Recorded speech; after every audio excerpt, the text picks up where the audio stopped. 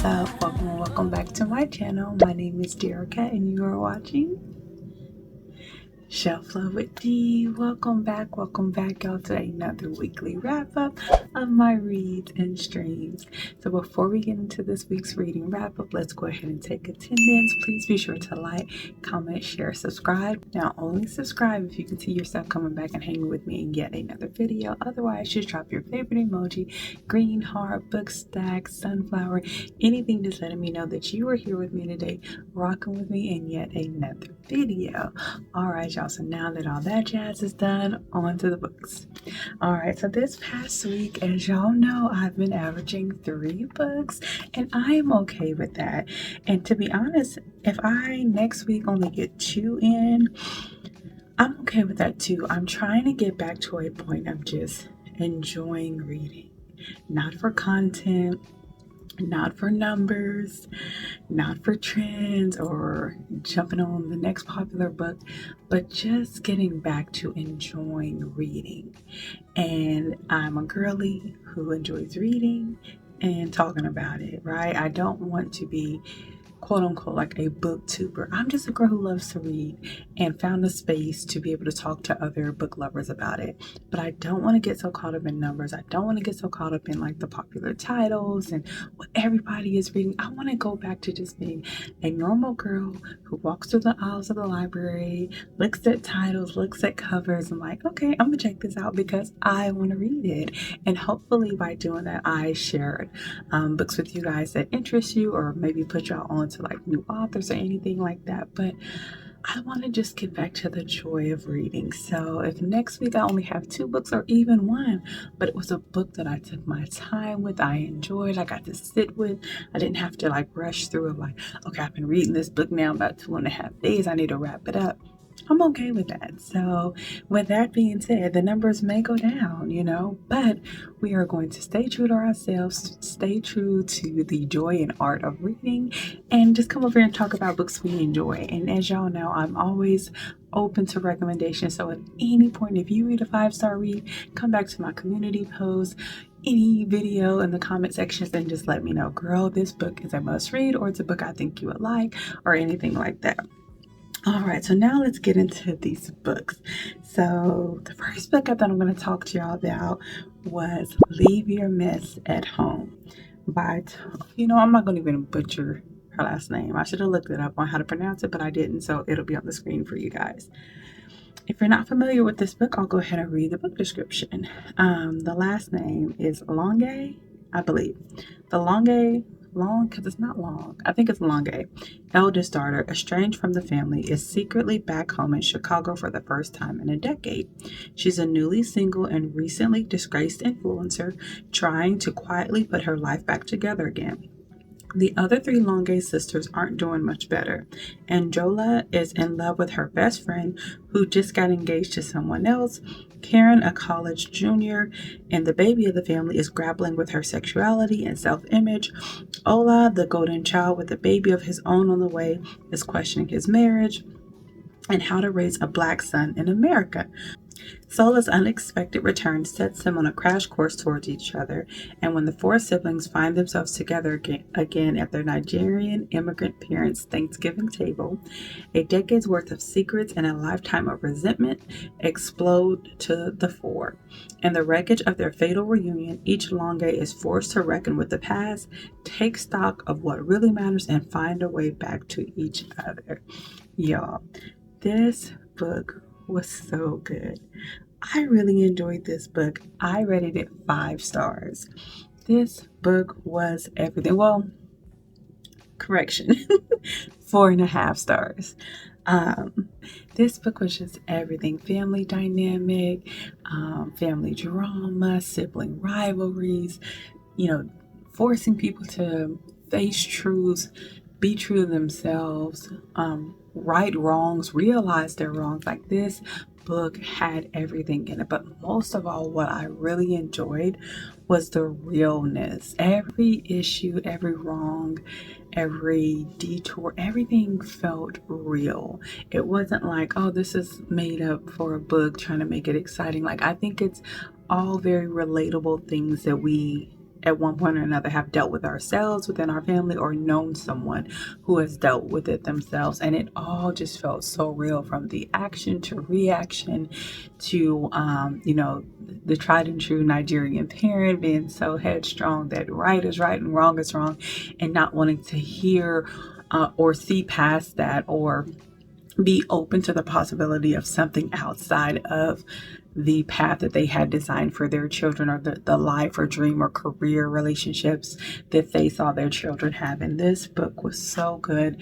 I definitely felt emotions in this book. I felt when the person was had resentment, I felt it in the pages. When the person was confused, I felt it in the pages. When the realization happened of like, dang, I was in the wrong all these years, I felt the remorse, I felt the regret. This book is so good. It's one that I want on my shelf immediately. And I didn't even know about this book, so it wasn't on my radar. Then I saw someone had posted it. I want to say it's Robin's Nest. I don't know. Someone had posted it. And I'm like, oh, that title sounds good. We're all for leaving your mess at home, right?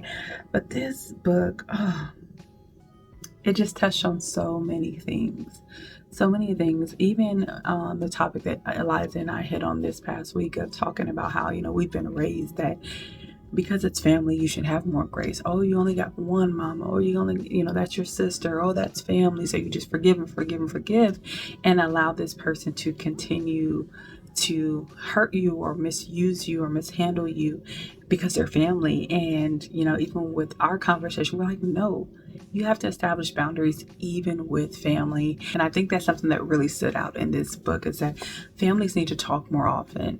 Families need to be able to feel safe enough to express those vulnerable feelings more often, without fear of repercussion of some sort of being outcasted or black sheep or anything like that. But yeah, this book was so good. The average rating is 4.15. It doesn't look like anyone a part of our Bookish family has read it, but there is someone here named Lauren who rated it 4.25, says, what a beautiful mess of a family. Leave Your Mess at Home invites us into the lives of three sisters, one brother, and parents who are dealing with their own complex baggage. Following a Nigerian American family from childhood to the present day means experiencing all of their joys, pain, struggles, and separation, and eventually coming together. The standout for me was the father. Oh my gosh, he was my favorite character in this book. He is definitely Daddy Goals. He's that person that, as I pictured him, he's kind of like a big fluffy guy, but he's kind of more at ease, where the mom is like the stern one who is like concrete, set on her dream and desires for her family and their careers and their futures and what that looks like. And the dad's kind of the one, I feel, that comes and kind of softens all the blows. Like, he doesn't undermine his wife, but he just comes and he's that big hug after you've been like fussed at, or if you're crying, he's that big hug, or if it's an awkward moment, he's the one that's going to kind of smooth things over, like, well, let's dance.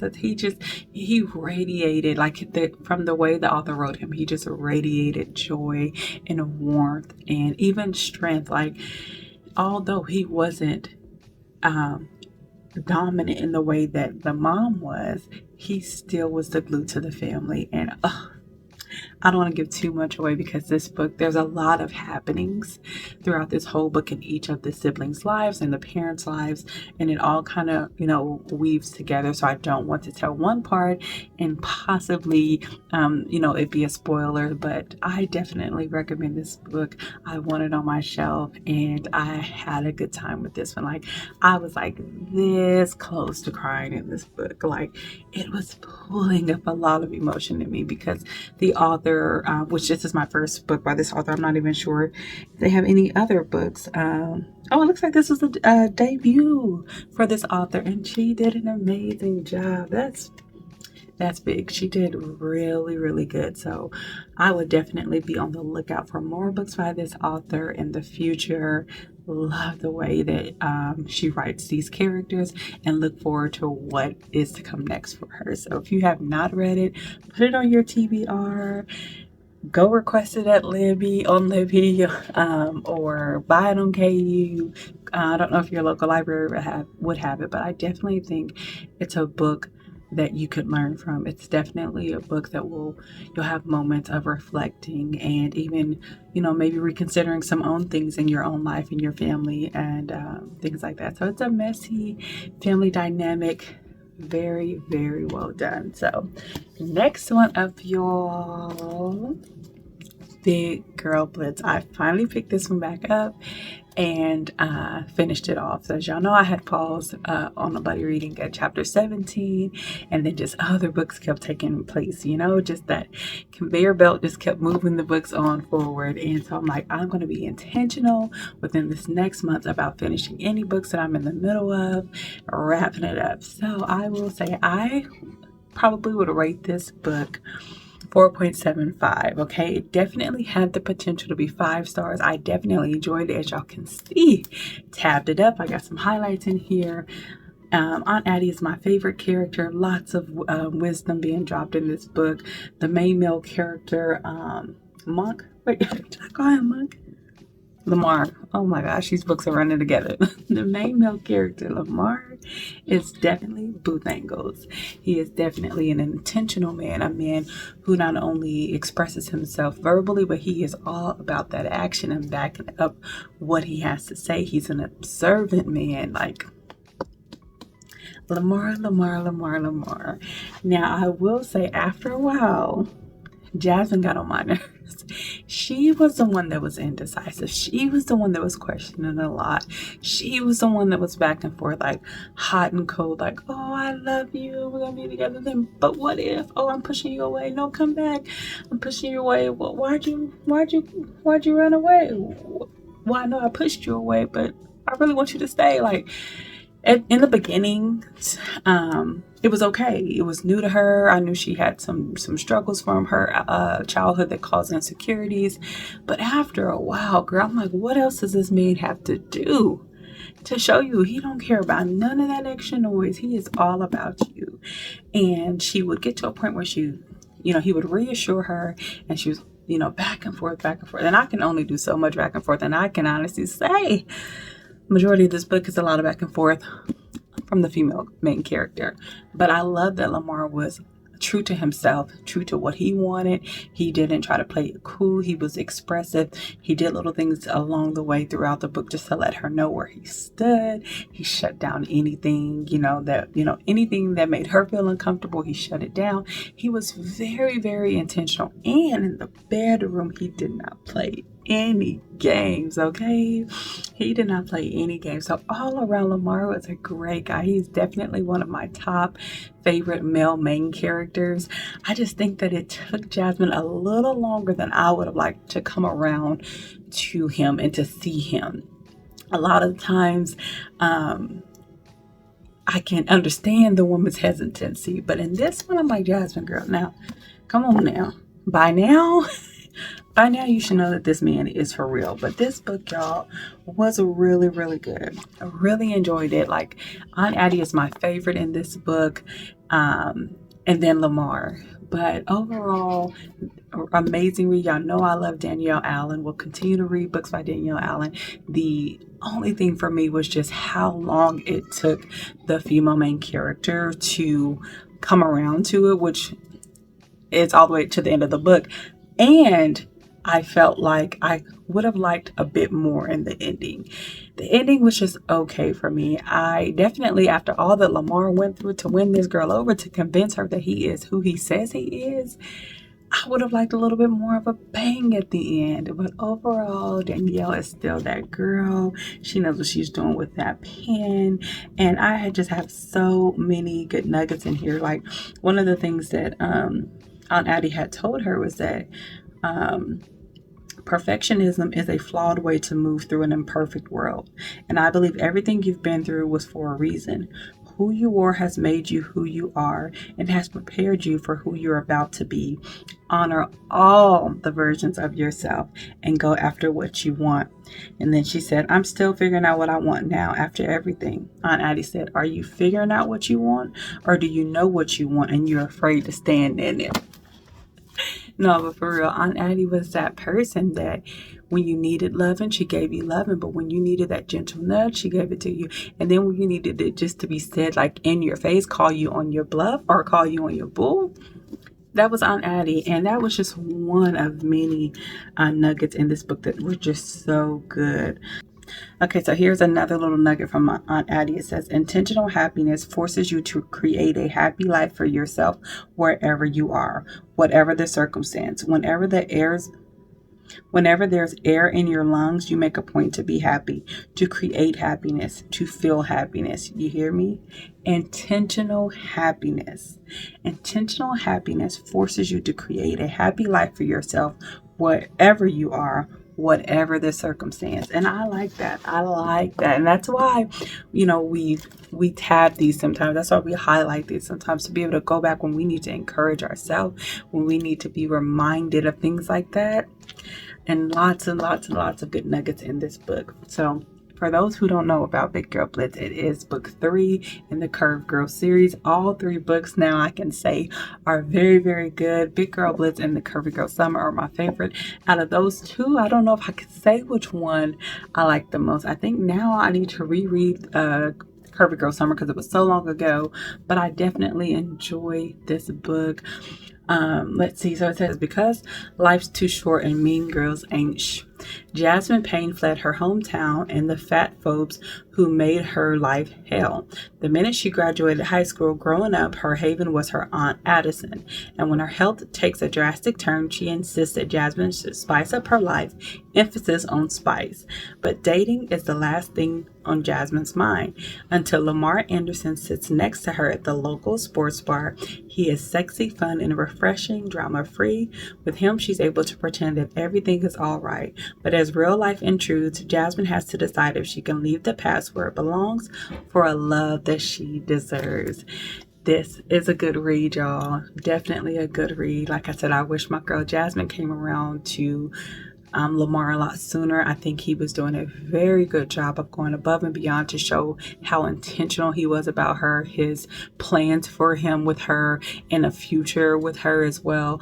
While at the same time building a career in football for himself, but he was also making time for her, where if he had an hour or a free day, he was being intentional about making that time for her. So I just feel like he was doing so much to show he wasn't just talking, but he was about that too. And the back and forth for me after a while just got a little irritating. But overall, enjoyed the read, highly recommend it, and so glad to have it on my shelf. Just look how pretty this cover is, y'all. The green, it's greeny. Of course, that purple looks good with it, and the pink. I just love her covers. Love her covers, and I hope that Danielle keeps coming with these beautiful covers because she has not failed yet, y'all. All right, so that's that with that book. Last book up, as y'all know from the last video, is Kristen Hanna, The Four Winds. This book, y'all, I don't know. I think this too, I would rate 4.75. Again, with the ending, I would have liked a little bit more after everything that happened in this book. I felt like at the end something was missing for me, but overall, this is a book that will pull at your heartstrings. This is a book that will have you crying. This is a book that will remind you of your strength. This is a book that will remind you that no matter how life twists and turns, no matter what hardships come, that you are able to persevere if you have the will to, and that where there is a will, there is a way, y'all. So if you're not familiar with this book, it says Texas 1921, a time of abundance. The great war is over, the bounty of the land is plentiful, and America is on the brink of a new and optimistic era. But for Elsa Walcott, deemed too old to marry in a time when being a wife is a woman's only option, the future seems bleak until the night she decides to change the direction of her life and makes an impulsive choice that ruins her reputation. Elsa is faced with only one respectable choice: marriage to Rafe Martinelli, a man she barely knows. By 1934, the world has changed, millions are out of work, and drought has devastated the Great Plains. Farmers are fighting to keep their land and their livelihood. Crops and their livelihoods as crops fail. Water dries up and the earth cracks. Dust storms roll relentlessly across the plains. Everything on the Martinelli farm is dying, including Elsa's marriage. Each day is a desperate battle against nature and a fight to keep their children alive. In this uncertain and perilous time, Elsa, like so many of her neighbors, must make an agonizing choice: fight for the land she loves or leave it behind and go west to California in search of a better life for her family. So y'all, this was a good read. However, if you know anything about Kristen Hanna, and again, this is my second book I'm seeing, boy, she knows how to write some complex mothers. So this is another book of hers that has a complex mother. Really, the parents, the mom and the dad, were pretty tough on Elsa, like I said in my reading vlog. And if you have not watched it, go ahead, pop over and watch it. I'll go ahead and put the card down here as well, just to hear my thoughts even more on this book. But her parents were very hard on her. It's hard to say if they meant well, but based off what they were told, which was that, you know, she was sick when she was younger. She had rheumatic fever, and that she would kind of always be sickly, and so they treated her that way. But on top of that, she wasn't very attractive. She was kind of lanky and skinny and just not very pretty, according to her parents.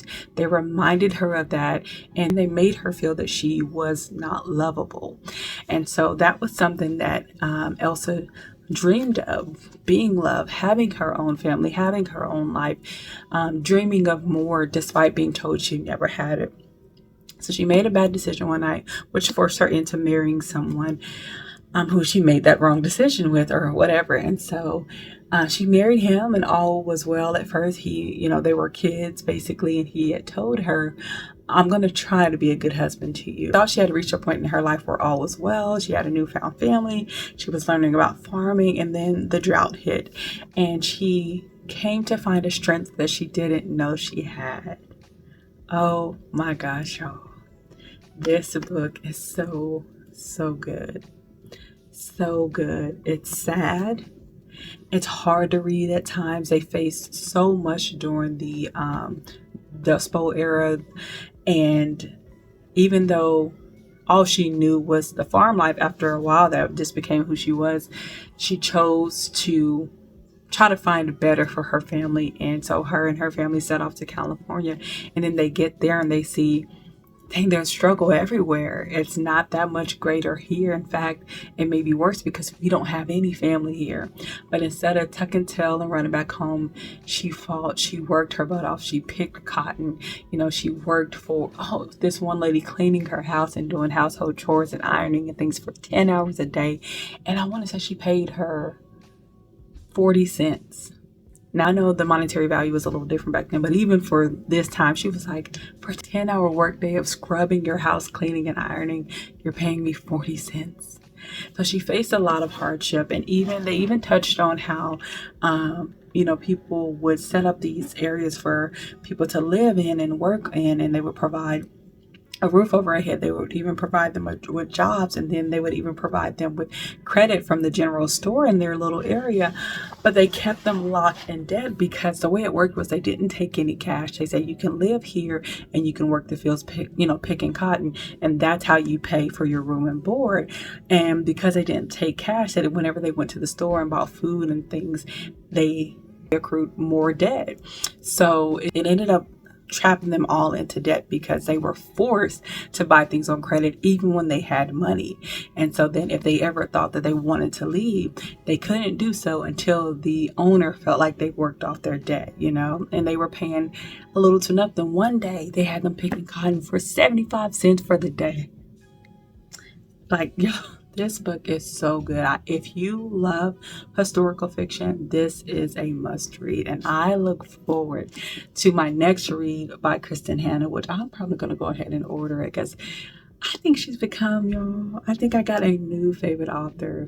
I want to read one more book by her before I just officially put her in that category. But Kristen Hanna, y'all, this book is just so good. So good. Elsa it's so crazy because for her to be considered timid and weak and sickly, she just found this strength within her to be all that her family need. All she needed was someone to introduce her to love, and that was her baby. And once she had her first baby, she knew that I would do everything in my power to take care of my children, but to also make sure they always feel loved. And sometimes I said, Elsa, we need to do a little less love and a little more slapping because her daughter was so resentful of her mom making them stay on the farm. As a teenage daughter, how was she a teenager? I think she had 12 or 13. I think she felt that she knew best. She felt like, Mom, if we just leave this farm, we go to California, everything's going to be great. Well, look what happened when she did listen to you. When she finally listened to you, went to California, the grass was not any greener than where they had left, but definitely worth the read. Highly recommend. If you've read any of these books, please let me know down in the comments what your thoughts were on Big Girl Blitz, on Leave Your Mess at Home, or The Four Winds by Kristen Hanna. All right, y'all. So that's it for my reads. Now over to the streams. So this past week, y'all, I got into the Raising Kanan series. Now I know there's power and ghosts and blah blah blah. My husband's watched all of those and he told me it was a good idea for me to start with Raising Kanan. So that's what I'm doing, y'all, and I am hooked, loving it down and loving the fact that I have so many episodes to watch, so many seasons to watch, and then once I finish this, then I can go watch all the other ones. So I'm so excited, and excited to have a Black series to watch as well. It's been so long since I had like a Black series to watch that had multiple series that I wouldn't like burn through within a couple of days. I think the last one that I watched was Snowfall and loved that down, and so happy to hear that they are coming with a spin-off. I am ready for that. But this is already like pretty much done. I'm on season 1, so I'm gonna be watching for a cool little minute. So I'm excited about that. Really enjoying it. Loving seeing the 90s style music, the hairstyles, the fashion, loving it down. Every time I see anything from like that era, whether it is like the jewelry, the big bamboo earrings, the hairstyles, the color block clothing, polo down, Tommy Hilfiger, whatever, anytime I see that, it's just such a good nostalgic feeling. So love it. Love being, kind of taken back into that era. And then the other thing we watched was Supergirl. We went to the drive-in, and as y'all know, it's a double feature, so it's $20 for 2 movies for 2 adults, which is not bad. So the first movie they played was Supergirl. Yo, I ended up popping my earbuds in because that movie was terrible. Then the second movie that was playing was Obsession, which I was really looking forward to seeing. My husband's already watched it, so we were going back for me to see it with him, and it started out so good, little jump scares and things like that, but it started getting kind of late, and the theater was kind of like, the projector at the drive-in was like dark, so there would be times that the girl jumped or they made that startle sound, but I couldn't see it very well. So we went ahead and packed up and just went home about 11:45. From there, we're just gonna go see it at a regular theater. So yeah, that was our weekend. We've had a good time with the family coming together. Yesterday for the 4th, we went over to our family friend's house. Kids had a water balloon fight, playing in the water. We grilled, popped fireworks, and then about 8:30, clouds rolled in out of nowhere, and the wind just started gushing, blowing our chairs and fireworks all over the place. And then within like 15 minutes, it just was pouring down that flash flood of rain. So we had to drive home. It was hard to see. It was crazy, but we made it home safely. While we reach our neighborhood, y'all, and it's looking real dark, my husband's like, I bet the electricity is out. I'm like, don't say that. Pull up to our house, electricity has gone out. But when life gives you lemons, right? So we got in the house, found lanterns, used our phone flashlights, and we played a game of garbage. We ate popsicles to keep cool, and played Uno. So we had a good time. And then within like an hour or two, the electricity came back on. So All is well that ends well. We ended up having a good day. We've had a good weekend and we're getting ready to go in here and finish it up together. Let me know if you acknowledge Independence Day, if there's anything that you did on that day. How's your weekend been? How you feeling? What you're currently reading? If you've read any of these books that were in my weekly wrap up, let me know down in the comments what you thought of them, what you rated them. Thanks so much for hanging with me. And until next time, y'all, don't forget to show yourself some love today. Blessed with another chance, blessed with another chance,